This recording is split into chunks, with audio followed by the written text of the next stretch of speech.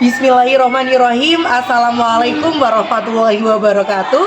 Hai, jumpa lagi dengan saya Aida Nur Aini. Kali ini saya akan sharing mengenai materi yang berbeda, tentunya tetap dari tugas guru penggerak dalam modul 1.1.A.8 mengenai koneksi antar materi pemikiran Ki Hajar Dewantara. Nah, di dalam ini nanti saya akan menyampaikan mengenai kesimpulan dan juga refleksi tentang pemikiran Ki Hajar Dewantara di dalam pembelajaran. Kesimpulan yang saya dapatkan setelah saya mempelajari modul pemikiran Ki Hajar Dewantara ada banyak sekali, dan tentunya yang pertama adalah bahwa setiap perubahan yang kita lakukan untuk murid, untuk peserta didik harus disesuaikan dengan kodrat keadaan. Kodrat keadaan sendiri dibagi menjadi dua, yaitu kodrat alam dan kodrat zaman. Di kodrat alam sendiri, guru dimaksudkan untuk memberikan kebermanfaatan pendidikan agar pembelajaran yang dilakukan harus sesuai dengan kondisi alam di lingkungan sekitar tempat tinggal siswa. Nah, guru di sini bukan satu-satunya sumber belajar. Karena itu, harus memanfaatkan lingkungan sekitarnya untuk digunakan sebagai salah satu media dan sumber belajar bagi siswa.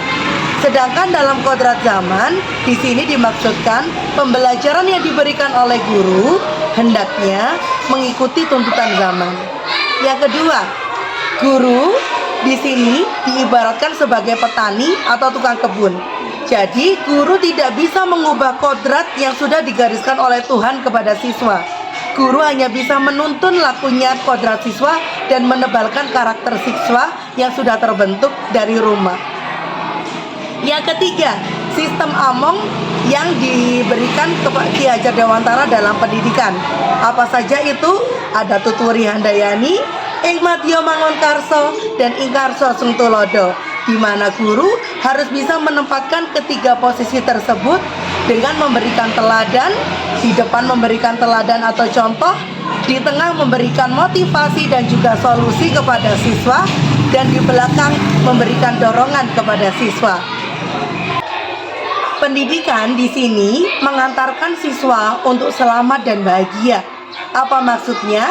Selamat dan bahagia untuk mengantarkan mereka menjadi salah satu bagian dari masyarakat dan juga kebudayaan yang nantinya terbentuk. Apa yang kita berikan kepada siswa sekecil apapun itu akan bisa berpengaruh kepada kehidupan mereka dewasa nanti. Karena seperti yang dikatakan Dr. Maria Montessori dalam teori konvergen Ki Hajar Dewantara, apa yang kita berikan, pendidikan saat ini tidak hanya untuk pembelajaran saat ini saja, tetapi juga kecakapan untuk mereka di masa depan.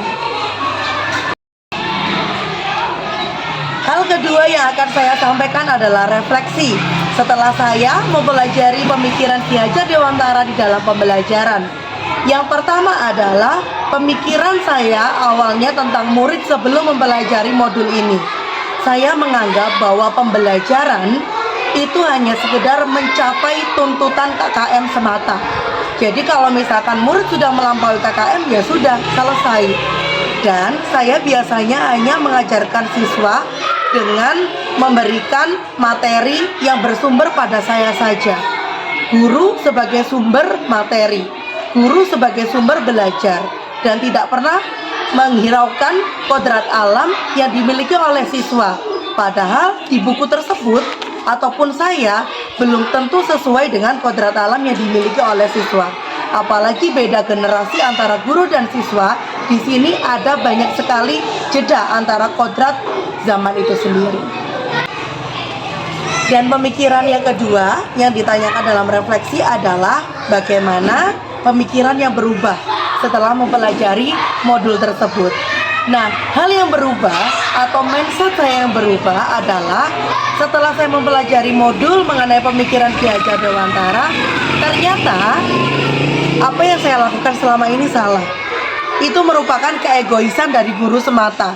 Jadi guru hanya ingin muridnya selesai, KKM terlampaui, materi selesai, RPP dilaksanakan dengan baik, tanpa mengerti keadaan mereka sebenarnya bagaimana. Padahal yang seharusnya dilakukan oleh guru adalah mendiagnosis dulu. Apakah siswa saya ini sesuai dengan cara pengajaran saya? Dan menurut Ki Hajar Dewantara, seorang guru haruslah menghambakan diri kepada siswa. Dimaksudkan bahwa guru hendaknya memberikan pelayanan yang utuh, datang kepada siswa dengan hati yang murni, ingin memberikan pelayanan yang terbaik kepada siswanya. Selanjutnya yang ketiga adalah hal yang harus dilakukan dengan baik di kelas maupun di sekolah setelah mempelajari modul mengenai pemikiran Ki Hajar Dewantara. Yang pertama yang ingin saya lakukan adalah saya akan melakukan tes diagnostik awal, baik itu kognitif maupun non-kognitif. Paling tidak dengan seperti itu saya jadi tahu bagaimana saya harus memberikan pelayanan kepada siswa saya. Dengan hasil tersebut saya tahu bagaimana cara belajar mereka. Haruskah saya memberikan pembelajaran yang sesuai dengan gaya belajar visual, audio, ataupun kinestetik. Selanjutnya, menyesuaikan keadaan sekolah dan juga keadaan budaya yang ada di lingkungan sekitar sekolah, termasuk salam, senyum, dan sapa, dan juga memberikan permainan-permainan tradisional yang bisa mengembangkan lagi sesuai dengan profil pelajar Pancasila. Contohnya saja Gobak Sodor.